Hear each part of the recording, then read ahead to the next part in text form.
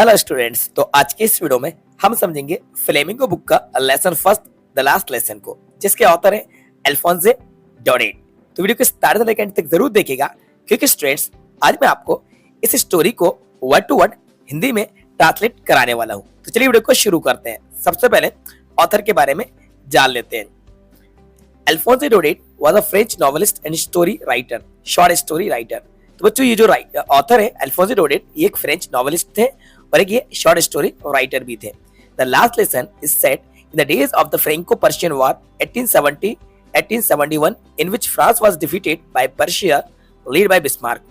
तो बच्चों, ये जो लेसन है द लास्ट लेसन, ये फ्रेंको-पर्शियन वॉर के टाइम का है, यानी कि फ्रेंको और पर्शिया के बीच में वार हुआ था 1870 और 1871 में।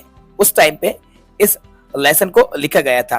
इसमें क्या हुआ था कि फ्रांस हार गया था और फ्रांस को पर्शिया ने हराया था, यानी कि France was defeated by Persia.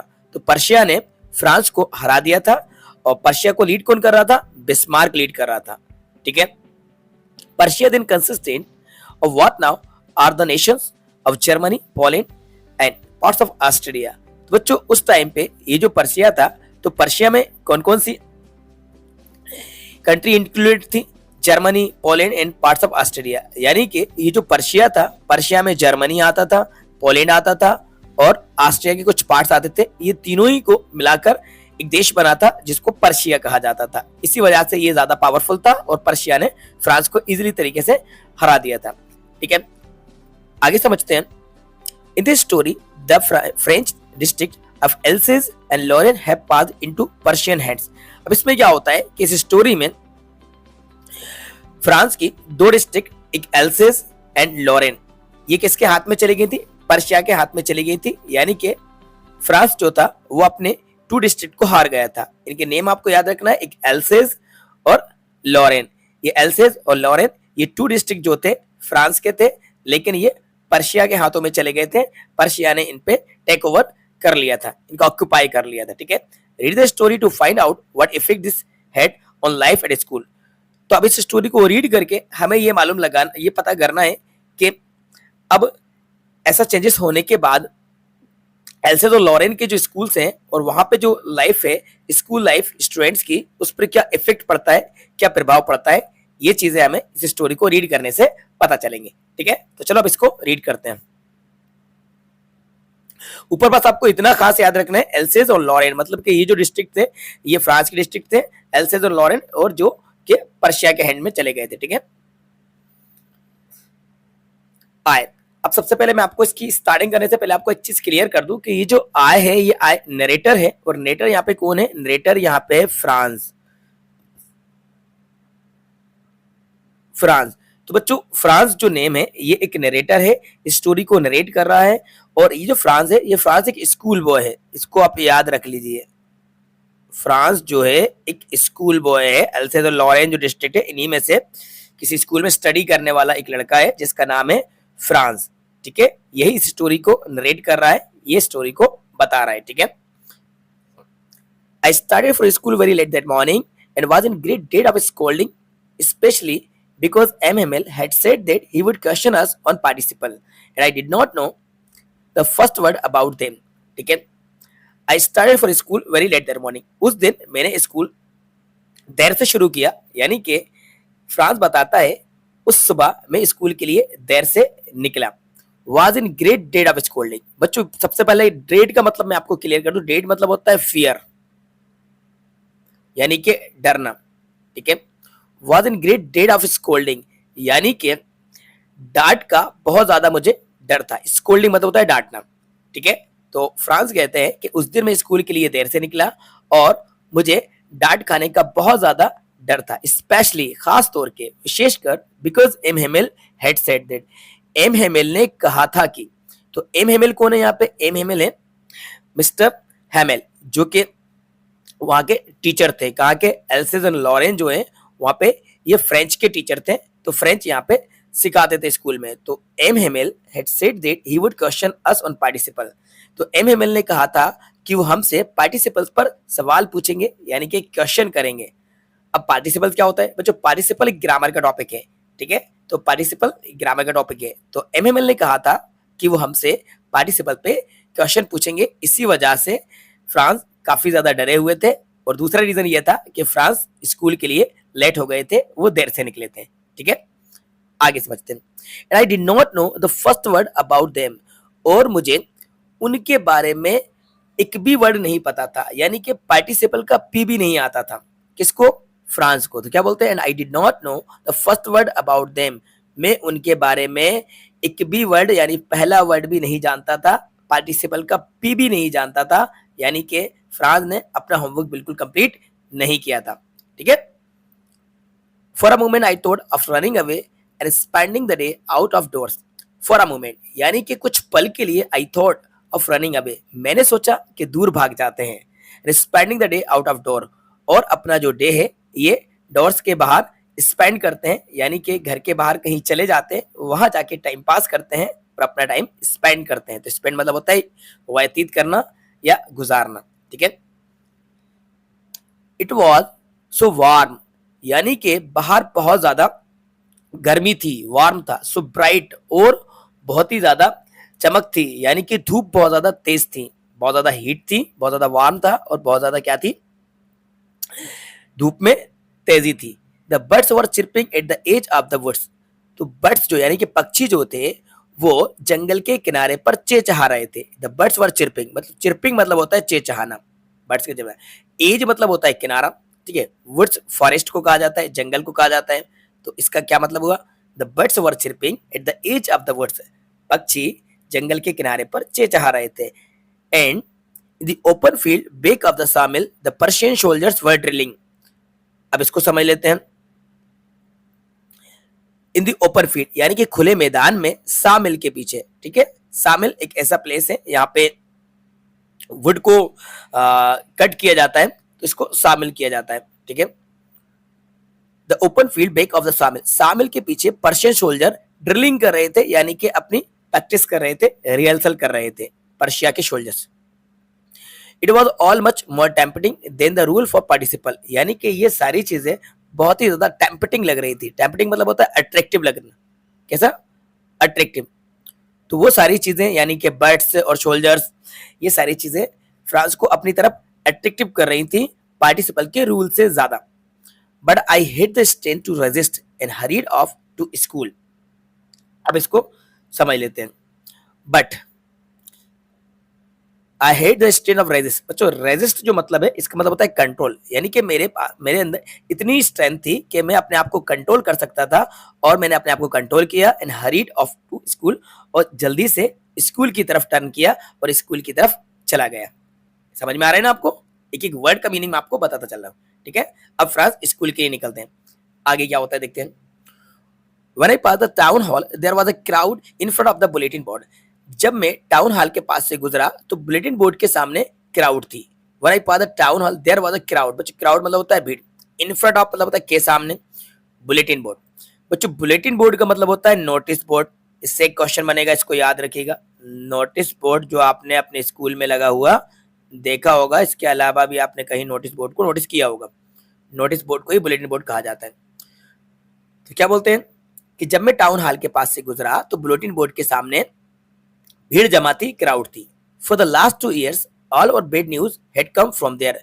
पिछले 2 साल से हमारी सारी बेड न्यूज यानी कि बुरी खबरें वहीं से आ रही थी, यानी कि नोटिस बोर्ड से आ रही थी।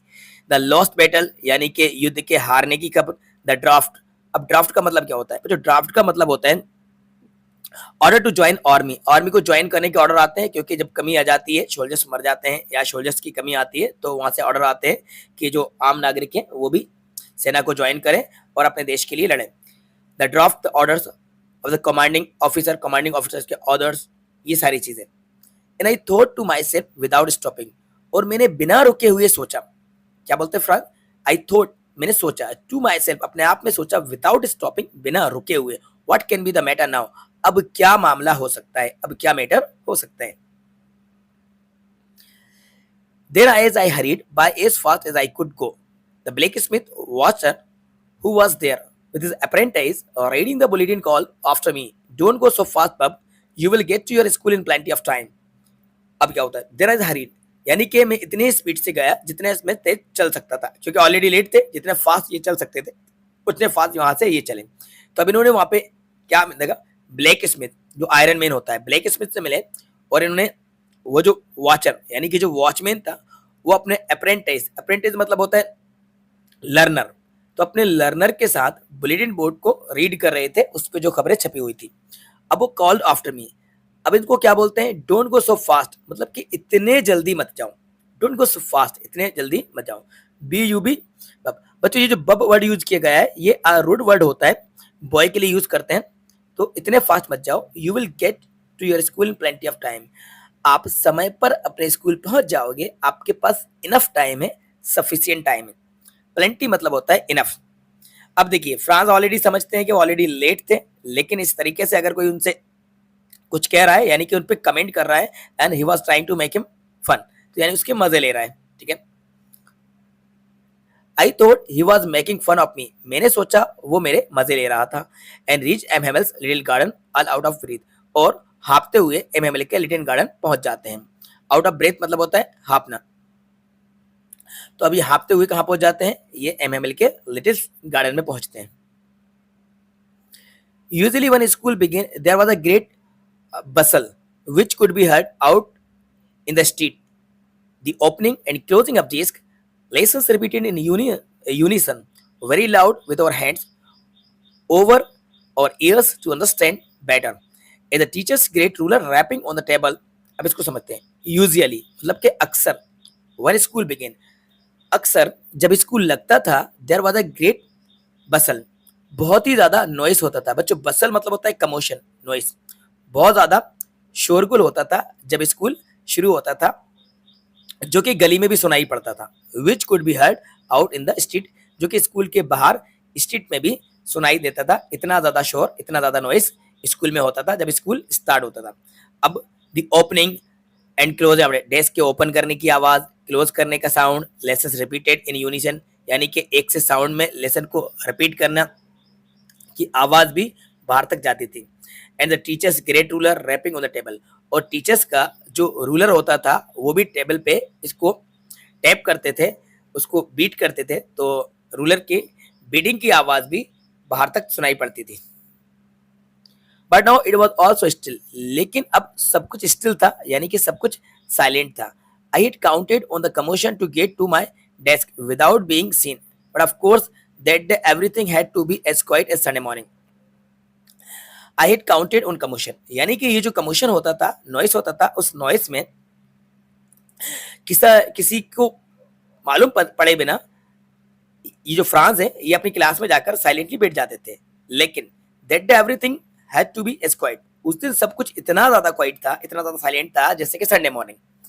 ऐसा लग रहा था कि स्कूल में आज संडे है, संडे में कोई स्कूल नहीं जाता है, तो सब कुछ साइलेंट नजर आ रहा था। थ्रू द विंडो आई सा माई क्लासमेट, यानी कि खिड़की से मैंने अपने क्लासमेट्स को देखा, ऑलरेडी इन देयर प्लेसेस, वो सभी पहले से ही अपने अपने प्लेसेस पे बैठ गए थे। MML walking up and down with his terrible iron ruler under his arm, तो एमएमएल अपने रूलर को अपनी आर्म में दबा के वो वॉक कर रहे थे, क्लास में राउंड लगा रहे थे। I had to open the door and go before everybody, यानी कि मुझे, यानी फ्रांस जो है, यानी आए जितनी बार आ रहा है बच्चों, आए फ्रांस है ना। मैं आपको एक बार फिर से याद दिला दूं, यहाँ पे इस स्टोरी को कौन नरेट कर रहा है, फ्रांस नरेट कर रहा है। फ्रांस कौन है, फ्रांस मेन प्रोटैगनिस्ट है, इस स्टोरी का मेन कैरेक्टर है फ्रांस, ठीक है। जो आए आ रहा है ये नरेटर है, याद रखिएगा, फ्रांस ही स्टोरी को नरेट कर रहा है। फ्रांस अब क्या बोलता है, I had to open the door and go in before everybody, मुझे डोर ओपन करना था और सभी के सामने क्लास में जाके बैठना था। क्योंकि देखो पहले क्या होता था कि पहले नॉइस होता था, हसल बसल होता था, हसल बसल की वजह से किसी को इस पे नोटिस नहीं कर पाता था, और फ्रांस चुपचाप जाके बैक साइड बैठ जाते थे। लेकिन इस बार सब कुछ साइलेंट था, तो सभी के सामने डोर को ओपन करके बैठना था। You can imagine how I blushed and I frighten I was, आप इमेजिन कर सकते हैं, यानी कि कल्पना कर सकते हैं कि मैं कितना ज्यादा ब्लश्ड था, यानी कि एम्ब्रेस्ड था। ब्लश्ड मतलब होता है एम्ब्रेस्ड, शर्मिंदा था, और कितना ज्यादा फ्राइटन था, यानी कि अफ्रेड था, डरे हुए थे कि अब सभी के सामने क्लास में डोर को ओपन करके बैठना है, ऑलरेडी लेट है, होमवर्क भी नहीं किया है, ठीक है। आगे, बट नथिंग हैपेंड, लेकिन कुछ भी नहीं हुआ. MML saw me and said very kindly, go to your place quickly. Little France, we were beginning without you. MML Sami, MML ने मुझे देखा एंड सेड वेरी काइंडली, और बहुत ही नम्रता पूर्वक कहा, go to your place quickly, जल्दी से अपने प्लेस पर चले जाओ. लिटिल फ्रांस, छोटे फ्रांस, we were beginning without you, हम आपके बिना ही शुरू करने वाले थे. I jumped over the bench and set down at my desk, मैं बेंच के ऊपर से जंप करता हुआ गया और अपनी डेस्क पर जाकर बैठ गया. Not till then when I had got a little over my friend, तब तक मैंने अपने डर पे कंट्रोल कर लिया था और थोड़ा सा ये नॉर्मल हुए. पहले अफ्रेड थे, अब इन्होंने अपने फ्राइड पे कंट्रोल किया. Did I see that our teacher had on his beautiful green coat. अभी अपने आप में एक क्वेश्चन करते हैं कि क्या मैंने नोटिस नहीं किया कि मेरे जो टीचर हैं वो अपनी ब्यूटीफुल ग्रीन कोट पहने हुए हैं. क्या पहने हुए हैं? ब्यूटीफुल ग्रीन कोट पहने हुए हैं. हिज फ्रिल शर्ट, और वो अपनी फ्रिल शर्ट यानी कि झालरदार शर्ट भी पहने हुए हैं. फ्रिल शर्ट यानी झालरदार शर्ट पहने हुए हैं. कौन? ये MML. And the little black silk cap, और ब्लैक सिल्क कैप भी पहने हुए हैं. All embroidered that he never were except on inspection and price days. मतलब ये जो चीजें थी, इन सारी चीजों पे कढ़ाई थी, एम्ब्रॉयड थी, कढ़ाई वाली ये चीजें पहने हुए थे, और इनको कभी भी प्राइस डेज या इंस्पेक्शन डे के अलावा नहीं पहनते थे. That he never wore, wear की पास्ट फॉर्म है वोर, तो एक्सेप्ट मतलब होता है in addition to inspection and prize day, यानी कि इंस्पेक्शन के टाइम या प्राइस डिस्ट्रीब्यूशन के टाइम ही ये अपनी ब्यूटीफुल फेवरेट ड्रेस को पहनते थे, इसके अलावा ये कभी नहीं पहनते थे. लेकिन आज अजीब बात है कि ये अपनी ड्रेस को पहनकर क्लास में है. beside the whole school seems so strange and solemn. इसके अलावा पूरा का पूरा जो एंटायर स्कूल था वो बहुत ही ज्यादा स्ट्रेंज मतलब कि अजीब और बहुत ज्यादा सीरियस लग रहा था. स्ट्रेंज मतलब होता है अजीब, सोलम मतलब कि सीरियस लग रहा था. पूरे स्कूल में सन्नाटा पसरा हुआ था. सभी स्टूडेंट्स क्लास में होने के बाद भी ऐसा लग रहा था कि आज संडे है और क्लास में कोई भी नहीं है. But the thing that surprised me most was to see on the back benches that were always empty, the village people sitting quietly like ourselves. Old Hauser with his three corners head, the former mayor, the former postmaster and several other besides. अब इसको समझ लेते हैं. But the thing that surprised me, सबसे ज्यादा जिस चीज ने मुझे आश्चर्यचकित करा, सरप्राइज करा, वो थी बैक बेंचेस जिसके ऊपर जो पहले खाली रहती थी. They were always empty. यहाँ पे पी साइलेंट, इसको एम्प्टी नहीं, इसको एम्प्टी पढ़ते हैं ना. कई स्टूडेंट्स को एम्प्टी पढ़ते हैं, एम्प्टी नहीं एम्प्टी होता है. But the thing that surprise me है ना, ये तो इसको समझ लिया. Benches that were always empty, वो सभी बेंचेस, बैक बेंचेस जो हमेशा खाली होती थी, उस पे विलेज पीपल साइलेंटली बैठे हुए थे. Village people sitting quietly like ourself, मतलब हमारी तरह, स्टूडेंट्स की तरह ब्लैक बैक बेंचेस पे विलेज के पीपल, विलेजर्स बैठे हुए थे. उसमें कौन कौन थे इनको समझ लेते हैं. ओल्ड हाउसर थे, थ्री कॉर्नर्स के हेड लगाए हुए थे, फॉर्मर मेयर थे, फॉर्मर पोस्टमास्टर थे और सेवरल अदर, बहुत सारे लोग. एवरीबडी लुक सेट, हर एक इंसान वहां पे दुखी दिख रहा था. In Hauser in broad old primary, तो हाउसर जो थे वो अपनी ओल्ड प्राइमरी यानी कि जो स्टार्टिंग में जो बुक्स स्टडी करते हैं, प्री प्राइमरी की जो क्लासेस होती हैं उसकी जो बुक्स रहती हैं वो अपने साथ लेकर आए हुए थे. उनको अपने नीज पे रख के, and he held it open on his knees, अपनी नीज पे रख के उनको ओपन करके, and great spectacled laying across the pages, और पेजेस के ऊपर अपने स्पेक्टिकल को रख के उनको स्टडी करने की कोशिश कर रहे थे. ठीक है, रीड करने की. अब आते हैं आगे. While I was wondering about it all, Emil mounted his chair and in the same grave and gentle tone which he had used to me said, "My children, this is the last lesson I shall give you." While I was wondering about it all, जब मैं इन सभी के बारे में सोच रहा था, MML अपनी चेयर पर बैठे और उसके बाद बड़ी जेंटल टोन में उन्होंने कहा कि मेरे बच्चों, this is the last lesson, ये आपका लास्ट लेसन है, यानी कि आपका आखिरी सबक है जो आज मैं आपको दूंगा. The order has come from Berlin to teach only German the schools of Alsace and Lorraine. Point to be noted, most important point है ये, एक आंसर भी है और इसी स्टोरी का टर्निंग पॉइंट भी है. ठीक है, यही टर्निंग पॉइंट है. अब आपको भी समझ में आएगा कि एक्चुअल में चल क्या रहा है, क्योंकि पूरी स्टोरी को अगर आपने ऑलरेडी रीड नहीं कर रखा है, फर्स्ट टाइम रीड कर रहे हैं, तो आपको समझ में आएगा कि यहाँ पे चल क्या रहा है। The order has come from Berlin to teach only German. Berlin से ऑर्डर आया है कि एल्सेज एंड लॉरेन के स्कूल में ओनली जर्मन लैंग्वेज सिखाई जाएगी। एल्सेज एंड लॉरेन के स्कूल में ओनली जर्मन लैंग्वेज को ही पढ़ाया जाएगा, वहां पे फ्रेंच लैंग्वेज नहीं चलेगी। ऐसा क्यों? ऐसा इसलिए कि एल्सेज और लॉरेन जो डिस्ट्रिक्ट है ये अब फ्रांस के हाथ में नहीं है, इनको टेक ओवर कर लिया है पर्शिया ने। तो पर्शिया ने टेक ओवर कर लिया है, तो पर्शिया में जर्मनी भी आता था, तो अब जर्मन लैंग्वेज इन स्कूल्स में चलेगी। इस पे कंट्रोल पर्शिया का हो चुका है। अब यहाँ पे फ्रेंच लैंग्वेज पे बैन लगाया जाएगा, फ्रेंच लैंग्वेज अब यहाँ पे नहीं चलेगी।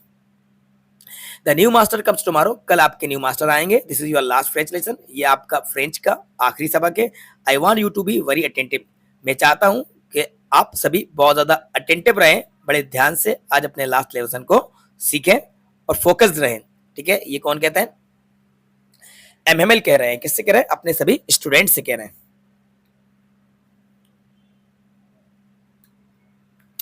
What a thunderclap these words over to me. Oh, the riches that was that they had put up in the town hall. अब ये जो वर्ड्स थे, ये वर्ड्स मुझे बिजली की तरह कड़कते हुए मेरे कानों में सुनाई पड़ते हैं। मतलब कि जब एमएमएल ने कहा कि आज आपका लास्ट लेसन है, तो अब ये जो वर्ड सुनता है तो उसको ऐसा लगता है कि जैसे कोई बिजली कड़क गई हो। उधर रिचेस मतलब जर्मन के लिए वर्ड यूज कर रहा है। अब इसको समझ में आया कि वहां पे बुलेटिन बोर्ड पे टाउन हॉल के सामने यही न्यूज लगी हुई थी जो आज मुझे सर ने बताई। एक्चुअल में अब इसको पूरा माजरा समझ में आ गया कि वो रीजन क्या था। सब कुछ साइलेंट और अब तक ये कंफ्यूज हो रहा था और सारी चीजें इसको बहुत ज्यादा मिस्टीरियस लग रही थी, बहुत ज्यादा स्ट्रेंज लग रही थी। तो अब इसको समझ में आ गया कि एक्चुअल में रीजन क्या था, सब कुछ चेंजेस नजर आने का। ठीक है, my last French lesson, why I hardly knew how to write. I should never learn anymore. I must stop there then. Oh, how sorry I was for not learning my lesson, for seeking bird's egg or going sliding on the Saar. My books that had seemed such a nice was a while ago, so happy to carry my grammar and my history of the science were old friends now that I couldn't give up.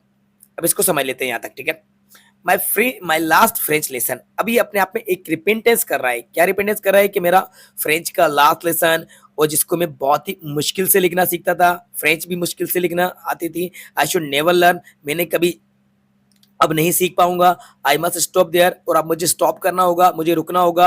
अपने आप में sorry feel करता है, guilty feel करता है कि मैं अपने लेसन को लर्न नहीं कर रहा था। I was not learning my lesson, मैं कभी लेसन को लर्न नहीं कर रहा था। फॉर सीकिंग बर्ड्स, बर्ड्स के एग निकालने के लिए चला जाता था। गोइंग स्लाइडिंग ऑन द सार, सार पे स्लाइड करने के लिए चला जाता था। बच्चों सार क्या होता है पहले ये समझ लो। सार एक रिवर का नाम है, और ये जो रिवर है a river on the border of France and German, German और फ्रांस के बीच में एक रिवर है, उसको सार कहा जाता है। वहां पे चला जाता था। माई बुक्स, और इसकी जो किताबें थी जिसको बहुत ज्यादा नॉइसेंस लगती थी, बहुत हैवी लगती थी अपने स्कूल ले जाने के लिए, ग्रामर हिस्ट्री की बुक, ये सारी चीजें अब इसके ओल्ड फ्रेंड कहलाएंगे, क्योंकि अब इनको इसे छोड़ना पड़ेगा।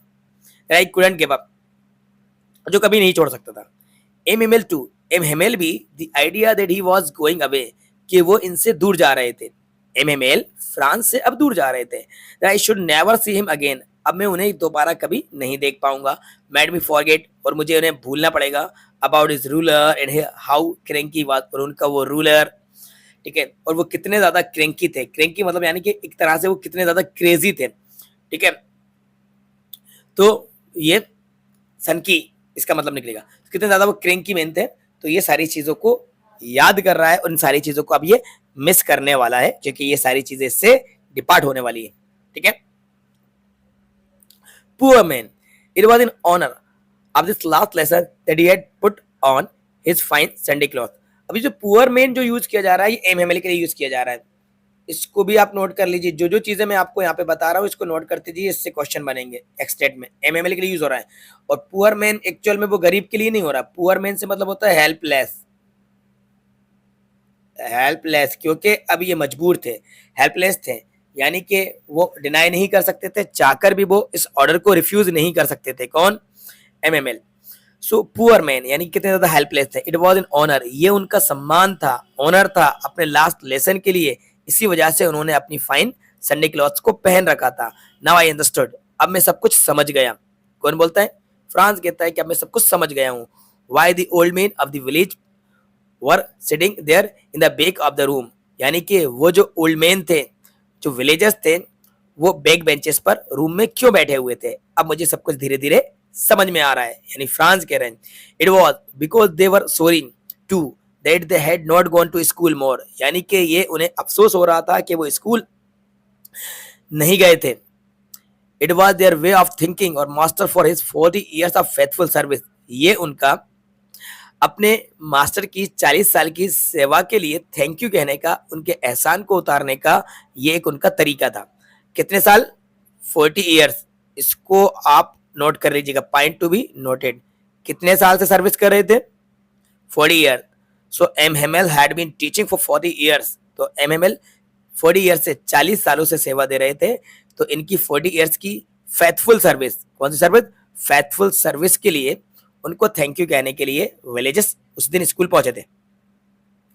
आप showing the respect for the country, और अपनी कंट्री के लिए अपनी रिस्पेक्ट को शो करने के लिए। And there was there's no more, और अब वो जो उनकी नहीं रही थी, यानी कि वो लैंग्वेज, वो प्लेस जिस पे दूसरों ने कब्जा कर रखा है, उसके रिस्पेक्ट के लिए ये यहाँ पे जमा हुए थे।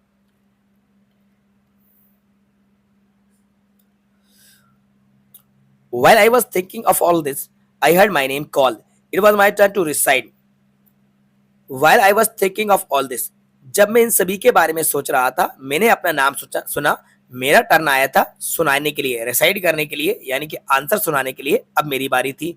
What would I not have given to be able to say that dreadful rule for the participle all through very loud and clear। तो जो कुछ मैंने सोच रखा था कि अब मैं इस पार्टिसिपल को आज बहुत ही क्लियर और लाउड वॉइस में सुना दूं, क्योंकि लास्ट टाइम कम से कम बिना मिस्टेक के, विदाउट मिस्टेक के मैं अपना एक अच्छा इंप्रेशन बना लेता हूं टीचर की नजरों में, और मैं अच्छी इमेज बनाता हूं और अपना होमवर्क सुना देता हूं। But I got mixed up on the first word and stood there. जैसे ही पहला वर्ड बोलने की कोशिश करी, ये स्टक हो गए, इनके माइंड में वर्ड आना बंद हो गए, कोई भी वर्ड इनके माइंड में नहीं आया। अब ये अपनी डेस्क को होल्ड करके चुपचाप खड़े हो गए, इनकी हार्ट बीट बढ़ गई, और ये अपने टीचर से नजरें नहीं मिला पा रहे, not daring to look up, यानी इतने ज्यादा इम्प्रेस्ड हो गए कि ये अपने टीचर से नजरें भी नहीं मिला पा रहे कि लास्ट टाइम ये अपनी खुद की language, own language, French language के आंसर को नहीं सुना पा रहे थे। तो कितने ज्यादा ये वहां पे इम्प्रेस थे, you can imagine. I heard MML से टू मी, मैंने सुना एमएमएल ने मुझसे कहा आई वॉन्ट स्कूल यू, मैं आपको नहीं डांटूंगा। क्या कह रहे हैं? आई वॉन्ट स्कूल यू, मैं आपको नहीं डांटूंगा little Franz, you must feel bad enough, अब तुम्हें बहुत ही ज्यादा बुरा लगेगा। See how it is.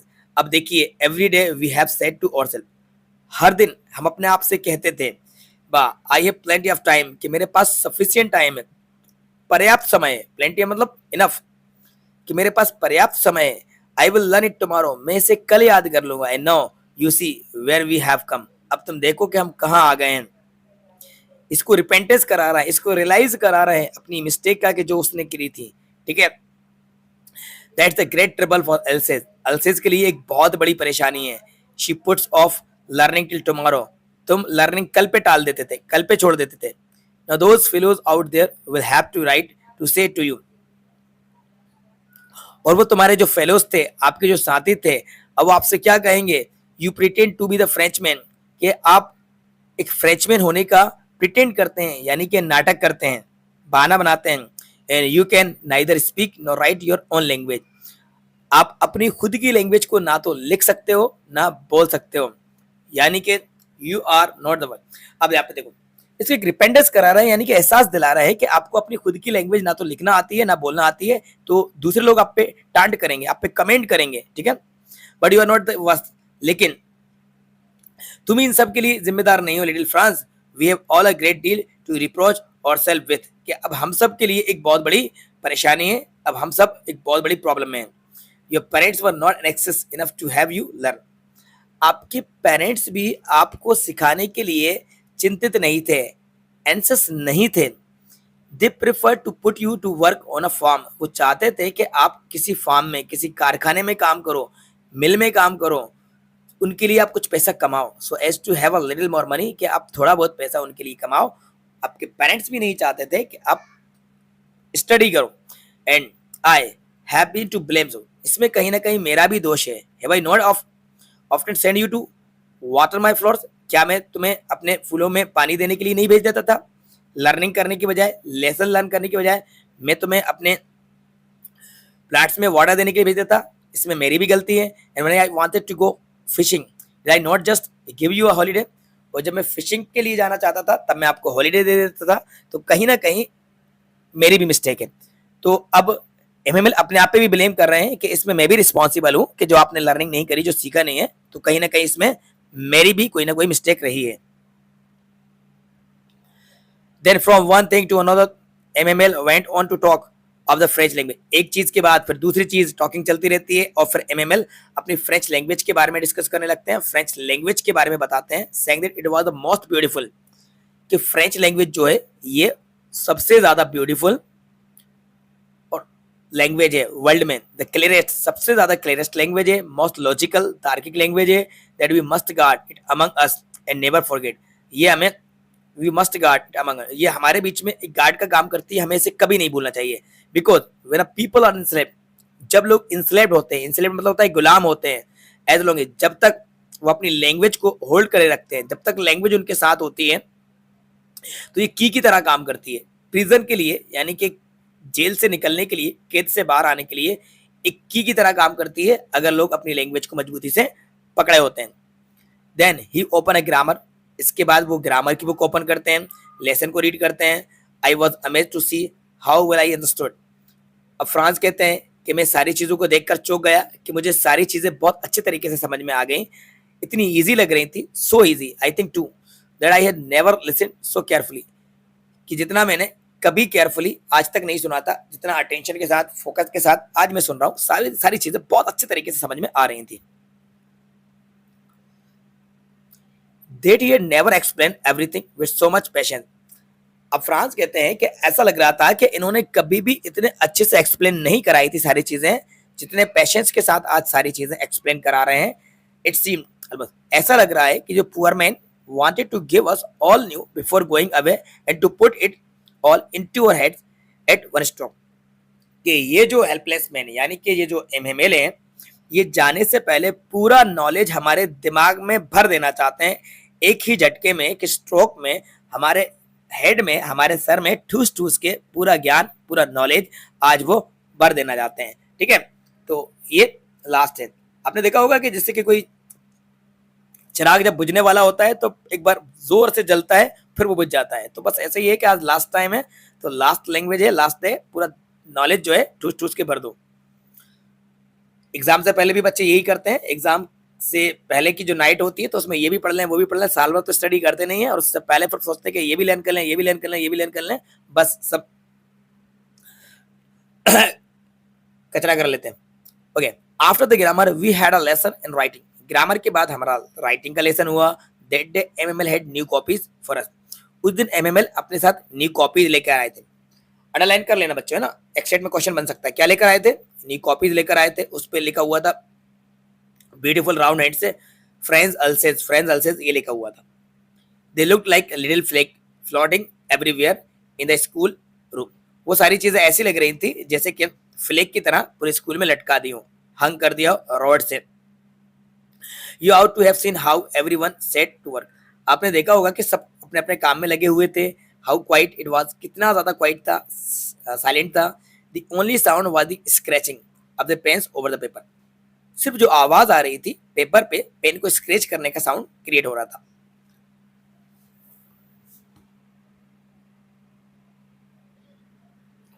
Once some beetles flew in, but nobody paid any attention to them, अब कुछ वहां पे भंवरे आ जाते हैं और उड़ते हुए आते हैं, तो इन पर भी कोई ध्यान नहीं देता है।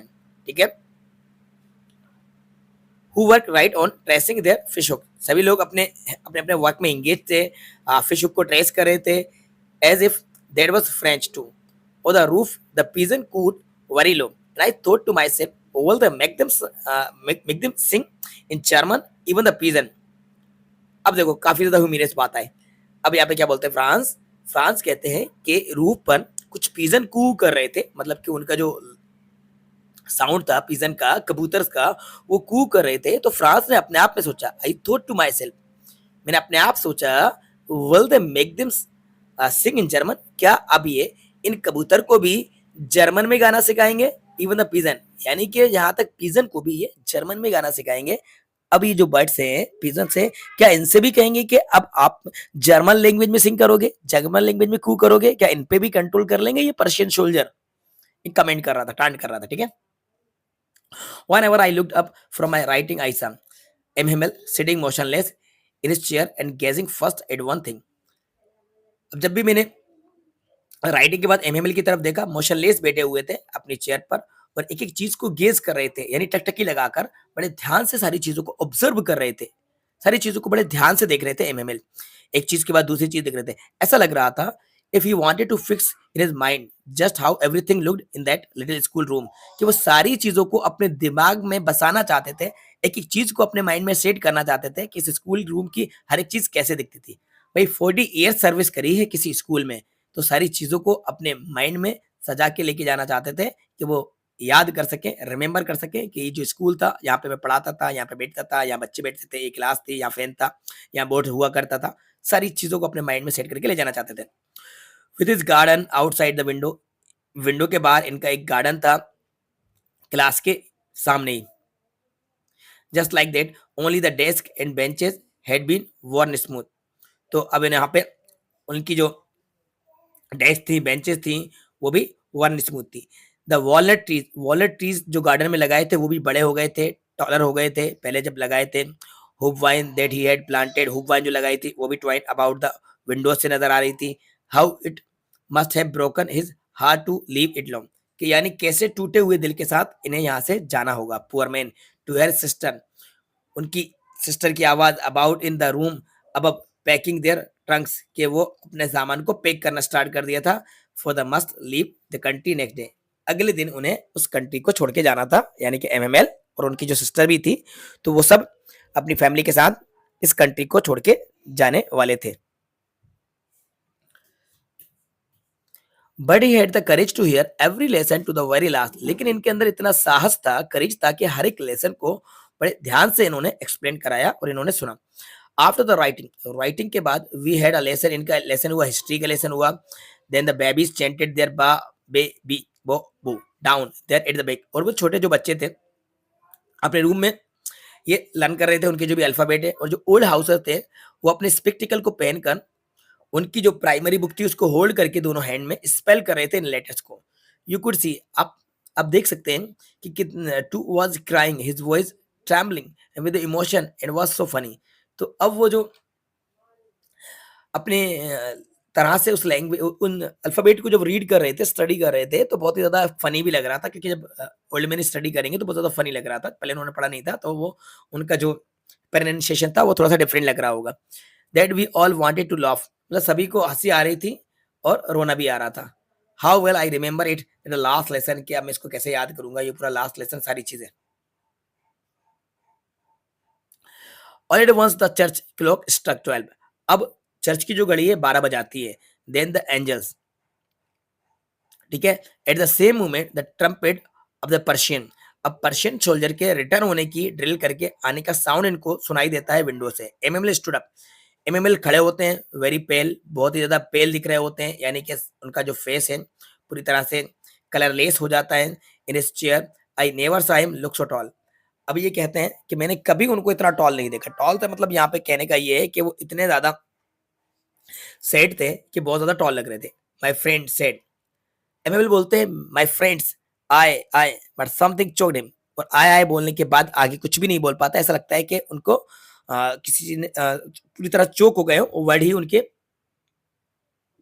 बाहर नहीं निकल पा रहे हो। He could not go on, आगे नहीं बोल सकते थे। Then he turn to the blackboard, अब एमएमएल ब्लैक बोर्ड की तरफ मुड़ते हैं, टुक अ पीस ऑफ चाक, चाक का एक टुकड़ा लेते हैं, and bearing on with all his might he wrote his large as could, इतने लार्ज वर्ड्स में लिखते हैं जितने लार्ज वो लिख सकते थे। क्या लिखते हैं? वाइब ला फ्रांस। तो वाइब ला फ्रांस का मतलब क्या होता है? लॉन्ग लिव फ्रांस, यानी कि फ्रांस अमर रहे, फ्रांस अमर रहे, ये फ्रेंच लैंग्वेज में लिखते हैं ना। वाइब ला फ्रांस का मतलब होता है long live France. Then stop, इसके बाद रुकते हैं, and lean his head against the wall, और दीवार से अपने हेड को टिका देते हैं, झुक कर टिक जाते हैं एक दीवार से।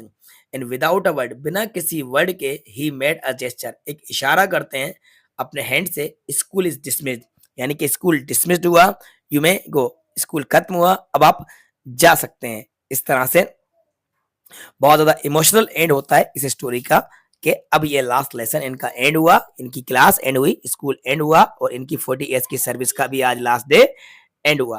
तो इस तरह से ये स्टोरी एंड होती है। ओके स्टूडेंट, तो आई होप ये स्टोरी आपको समझ में आई होगी। वर्ड टू वर्ड मैंने आपको इस स्टोरी को ट्रांसलेट करके एक्सप्लेन करा दिया है, और आपसे उम्मीद करता हूं कि आप इस वीडियो को लाइक जरूर करेंगे, क्योंकि आपको ये वीडियो पसंद आई होगी। तो जल्दी से वीडियो को लाइक कर दीजिए, और हाँ, अपने सभी फ्रेंड के साथ ज्यादा से ज्यादा शेयर भी कीजिएगा। और यदि आप चाहते हैं कि इस तरह की और भी वीडियोस हम आपके लिए लाते रहें, बाकी के चैप्टर्स का एक्सप्लेनेशन हम हमारे चैनल पर अपलोड करते रहें, कमेंट्स बॉक्स में अगर कमेंट्स करके हमें जरूर बताइएगा, जिससे कि हम इस सीरीज को कंटिन्यू रखेंगे और आपके लिए सभी चैप्टर्स का हिंदी में एक्सप्लेनेशन प्रोवाइड कराते रहेंगे। क्वेश्चन आंसर की वीडियो भी हम जल्दी ही आपके लिए लेकर आएंगे, ग्रामर की सीरीज भी चल रही है, इंग्लिश की 100% तैयारी हमारे चैनल पर कराई जा रही है। हमसे जुड़ने के लिए चैनल को सब्सक्राइब कर लीजिए। अगर अभी तक चैनल को सब्सक्राइब नहीं करा है तो बच्चों जल्दी से चैनल को सब्सक्राइब कर लो, और साथ में बेल आइकन को प्रेस करके नोटिफिकेशन भी ऑन कर लेना, जिससे कि जब भी हम वीडियो को अपलोड करेंगे तो उसका नोटिफिकेशन सबसे पहले आपको टाइम पर मिल जाएगा। वीडियो आपको कैसी लगी कमेंट्स बॉक्स में कमेंट करके जरूर बताइएगा। वीडियो को लाइक करना, शेयर करना बिल्कुल नहीं भूलिएगा। Thanks for watching.